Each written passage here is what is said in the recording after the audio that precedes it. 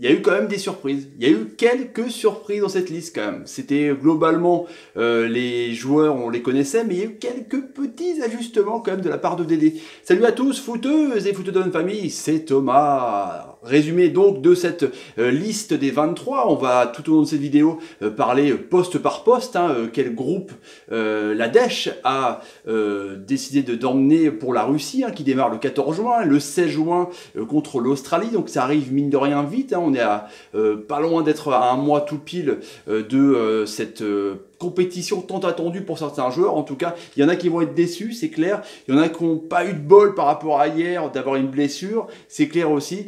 Et on va aussi parler des 11 réservistes que Dédé a choisi au cas où il y en a qui se pètent entre-temps des 3 matchs amicaux qu'il va y avoir avant la Russie. Du coup, je vais la faire vite pour les gardiens de but. Évidemment, il y a Hugo Lloris de Tottenham, lui qui est numéro 1, lui qui joue le top 4, le Big Four anglais tous les ans, donc il n'y a pas globalement de surprise là-dessus. Steve Mandanda hier, même s'il a fait une connerie avec sa relance dans l'axe et cette passe trop forte pour Zambo Anguissa est comme numéro 2, parce qu'il a quand même participé notamment énormément à cette bonne saison de l'Olympique de Marseille, qui n'est pas finie, car la J38 arrive à grands pas et à Amiens. Alphonse Areola, voilà, le jeune de l'histoire, donc c'est un peu logique vu qu'il a quand même joué des grands matchs, des grands rendez-vous depuis 2 ans. Avant, il était en Espagne aussi, il a quand même joué aussi des grands rendez-vous. Donc c'est un gardien à la fois jeune mais aussi d'expérience. De toute façon, il sera numéro 3, mais on ne sait jamais. Il y a un gardien réserviste dans les 11 que Deschamps a choisi, on verra ça tout à l'heure. Dans les défenseurs, ce que Deschamps aime bien, parce que il aime bien le côté un peu couteau suisse qui peut aller à plein de postes. Du coup, voilà, sans grande surprise, la charnière titulaire dans l'axe, ça va être Umtiti et Varane. Umtiti du Barcelone qui a fait une bonne saison et Varane qui a aussi été titulaire à côté de Sergio Ramos. Voilà, ils ont fait globalement des bonnes années, même si ils ont quand même contre Barcelone et Madrid, ils ont quand même fait pas mal de bourdes. Je pense à Umtiti qui n'a pas été exempt de tout reproche dans cette campagne. En tout cas, voilà, pour eux, on a la campagne, on a la charnière titulaire, parce que Koscielny s'est blessé au tendon d'Achille. Du coup, là, il y a Adil Rami qui a gagné sa place, mine de rien, qui est aussi à l'origine de la bonne saison de l'OM, lui qui revient bien, qui a été champion d'Europe aussi avec Séville. Il arrive en tant qu'expérience, il a la trentaine, M. Anderson. Du coup, voilà, c'est intéressant de l'avoir. Je pense qu'il a notamment bénéficié de la blessure de Koscielny, à mon avis, c'est clair.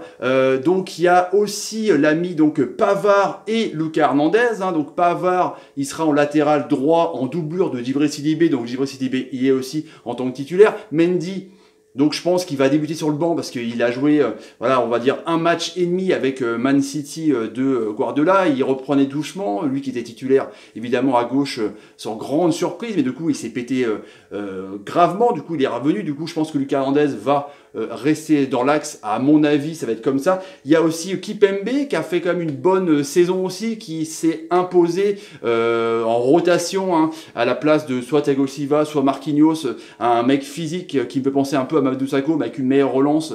Sakho d'ailleurs on va en reparler aussi dans la réserviste. En tout cas, point de vue défense, on est pas mal, il y a 8 défenseurs et bon, c'est globalement pas de grandes surprises. Voilà, il y aura peut-être pu avoir Debuchy, mais Debuchy est aussi dans les réservistes. Pour les milieux de terrain, il y a une surprise. Donc, N'Golo Kanté de Chelsea, qui est énorme, le meilleur joueur l'année dernière, voilà, un monstre N'Golo Kanté. Je pense qu'il jouera en 6 sans problème. Matuidi, champion avec la Juventus de Turin, lui qui passe n'importe où il passe, il est bon. Matuidi, il a 8 poumons, et pourtant il a fait sa carrière en tant que relanceur, en tant que sentinelle justement. Mais là, il est vraiment box-to-box, il peut casser des lignes, il peut marquer des buts, il est assez énorme et partout où il passe, il joue pratiquement titulaire à chaque fois. Donc c'est incroyable. Polo la pioche, Paul Pogba, donc sans grande surprise aussi, qui peut faire une bonne Coupe du Monde, je pense, à mon avis. Corentin Tolisso, pardon, justement, j'ai fait un lapsus, parce que l'ami Rabiot, on va en parler, il n'est pas là, par rapport justement à son petit comportement, à force de gueuler, de ne pas jouer numéro 6. Donc Tolisso du Bern, évidemment, est là, donc ça fait, globalement, Matuidi, Kanté, Pogba, Tolisso, il n'y a pas de grande surprise, et du coup, la surprise, c'est Nzonzi, bah ouais, de Séville, hein, qui a été du coup énorme pour sa demi-finale, son quart de finale, excusez-moi, de Champions League, voilà, contre Manchester. On l'a vu rayonner dans ce milieu de terrain. Il n'y a pas vraiment de sentinelle pure, hein, parce que c'est que, voilà, Pogba, c'est plutôt un numéro 8, pareil, qui peut percer des lignes, qui peut jouer un peu plus haut. Tolisso, pareil, c'est une sorte de double pivot qui peut aussi relancer en tant que pur sentinelle. Il y a vraiment que Kanté et encore, voilà, il peut aussi jouer numéro 8, mais Nzonzi peut être une bonne alternative, je pense, dans le côté élégant, côté grand, côté assez technique, et ça peut le faire. Je trouve que c'est une bonne pioche, et c'est la surprise, je pense, de Deschamps au milieu de terrain, parce que je pense qu'il a bénéficié aussi du mauvais comportement d'Adrien Rabiot. Mais Adrien Rabiot est encore, évidemment, dans les réservistes. Du coup, bah là, on passe aux attaquants.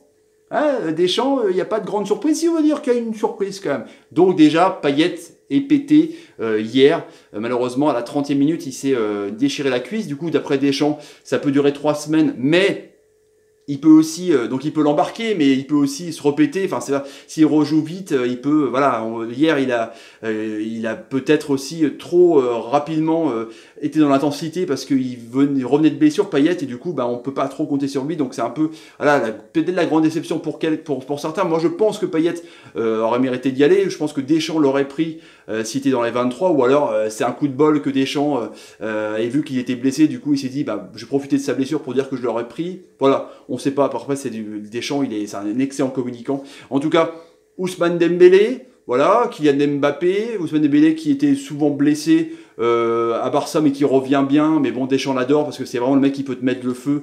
On l'avait vu contre l'Angleterre notamment quand ils avaient aligné Mbappé et Ousmane, donc c'était assez énorme. Thomas Lemar qui a fait pas une saison énorme, mais bon, Monaco, Deschamps, hein, on sait comment ça se passe, mais Lemar, je pense que c'est intéressant dans le profil aussi en mangeur de craie, mais aussi le fait de rentrer dans l'axe en tout cas.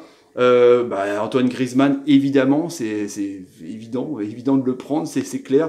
Voilà, la surprise, c'est Nabil Fekir. Nabil Fekir, il a fait une bonne saison. Il revenait par rapport à ses croisés, il avait mis 1 an à revenir. Là, il a quand même embarqué et il était la pierre angulaire de l'Olympique Lyonnais pour cette chasse au podium. Hein, du coup, c'est pas encore fini. Ils peuvent accrocher encore la 2 ou la 3 et qualificatif du coup grâce à Atlético Madrid directement pour les phases de poule de Champions League. Du coup, Fekir, on n'a pas ce profil-là. Je vais paraître tactique un petit peu, mais en tout cas, je trouve que c'est assez intéressant. Florent Thauvin, évidemment, 23 pions, 12 passes D, le mec le plus décisif d'Europe, le Français le plus décisif d'Europe, t'étais obligé de le prendre. Voilà, c'est un mec qui a la grinta. C'est pareil, c'est un mangeur de craie, mais qui a une frappe de ouf avec son petit enroulé à la Robben. Là, c'est un mec qui a la grinta, qui lâche rien, qui rechigne pas non plus de défendre dans son couloir. C'est assez énorme. Et puis Olivier Giroud, parce que du coup, on n'a pas non plus ce profil-là de pivot. C'est le seul attaquant numéro 9 de métier, on va dire. Ce Griezmann, c'est plutôt c'est un 9,5, quoi, 10, 9,5 qui peut, c'est électro-libre, qui peut jouer numéro 9. Mbappé, pareil, il a joué numéro 9 quand il était à Monaco, mais il y avait Falcao, donc il peut jouer avec quelqu'un, mais tout seul comme ça dans un 4-3-3 que Deschamps peut faire.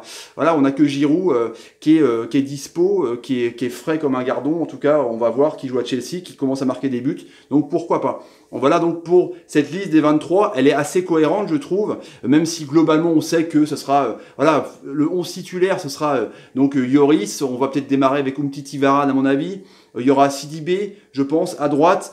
Ça, à mon avis, c'est avec Lucas Hernandez qui va prendre le pli parce que Mendy peut-être va pas assez reprendre. En tout cas, le match le 28 mai contre l'Irlande, on verra parce qu'il y a l'Irlande, il y a l'Italie le 1er juin et puis il y a les États-Unis. Il y a 3 matchs pour tester pour le regroupement de Clairefontaine avant le 16 juin et l'Australie. Du coup, il y a encore des tests qui vont être faits. Au milieu de terrain, 4-3-3, à mon avis, ça va être donc N'Golo Kanté, Matuidi en vraiment poumon en milieu droit et Tolisso en double pivot, ça va être ça à mon avis. Matuidi plutôt en milieu gauche, excusez-moi, et Tolisso ici. Et devant, je pense à mon avis, ça peut être Mbappé, ça peut être Giroud et puis Griezmann qui, même si il est à gauche, un peu rentré aussi dans l'axe pour aider Giroud, un 4-3-3, ou alors ça peut être un 4-2-3-1 avec donc 2 milieux de terrain et puis Fekir en numéro 10. Je pense que Fekir est pris aussi parce que Payet est blessé. Je pense que ça se passe comme ça en tout cas pour Deschamps. C'est une liste cohérente,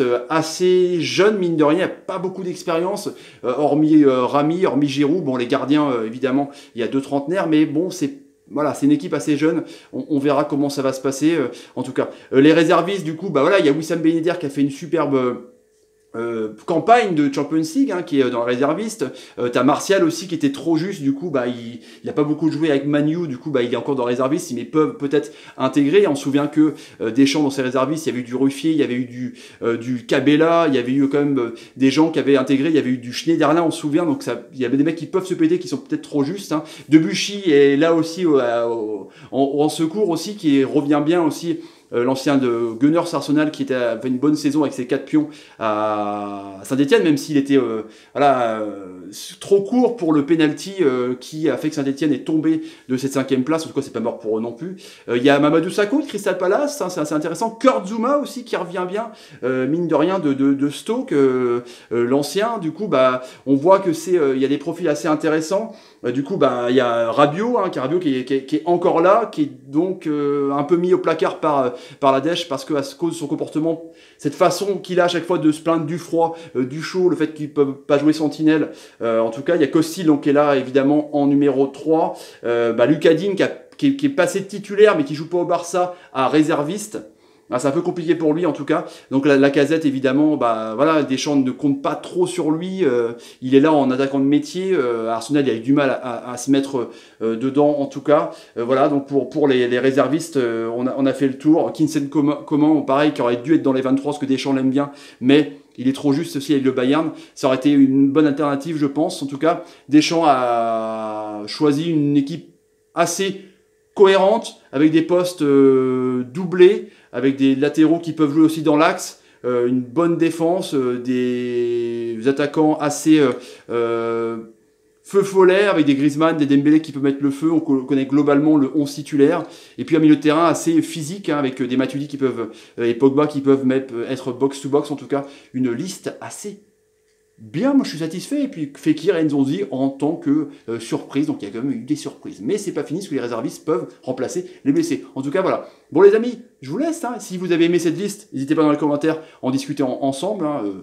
Vous savez que je réponds à tout le monde, et n'hésitez pas aussi à vous abonner. On arrive à cette barre de 2000, ce serait énorme, à laisser des commentaires, à laisser des pouces, à partager la vidéo, c'est le nerf de la guerre. Et je vous laisse les amis, allez ciao, ciao, ciao, ciao, ciao, salut, salut, salut. Elle est bien cette liste, non franchement, ça le fait, ça le fait.